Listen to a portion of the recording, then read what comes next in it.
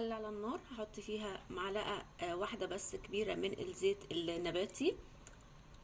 مش هنحمر الشعرية بالزبدة عشان ما تتحرقش معانا، هنحمرها الاول بالزيت. نص كوباية من الشعرية، هقلب فيها بقى تقليب مستمر علشان ما تحرقش معايا من كل الجهات بالشكل ده كده. اول ما نبدأ نوصل للون الذهبي الفاتح ده هحط بقى معلقة من الزبدة. دلوقتي هنزل عليها بنص كوباية من المية المغلية.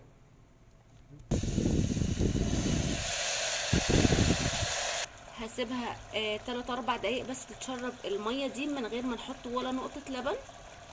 دلوقتي الشعرية بتاعتي اتشربت المية. انا ليه حطيت مية من الاول ما حطيتش لبن علشان تسهل عملية التسوية للشعرية بتاعتي. دلوقتي بقى هنزل بكوباية من اللبن، يفضل يكون كامل الدسم.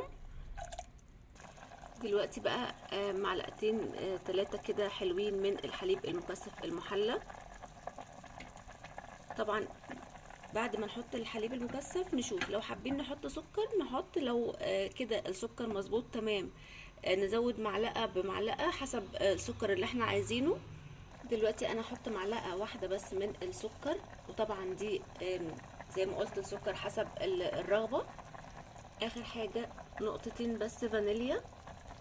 دلوقتي الشعرية بتاعتي 90% سوا، مش سوا كامل، 90%، وفيها شوية من الحليب كده الصوص. دلوقتي كده هطفي عليها، ولا هستنى تتشرب كل الحليب اللي معايا ولا هستنى تستوي سوا كامل، عشان هي بتكمل سواها وهي لسه سخنة.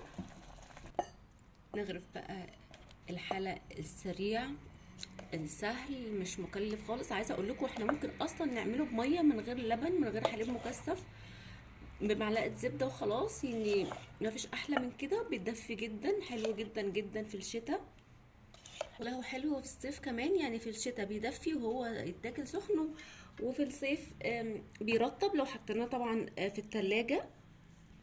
وكده بقى جاهز معانا احلى واسهل واطعم حلا بيدفي في برد الشتاء.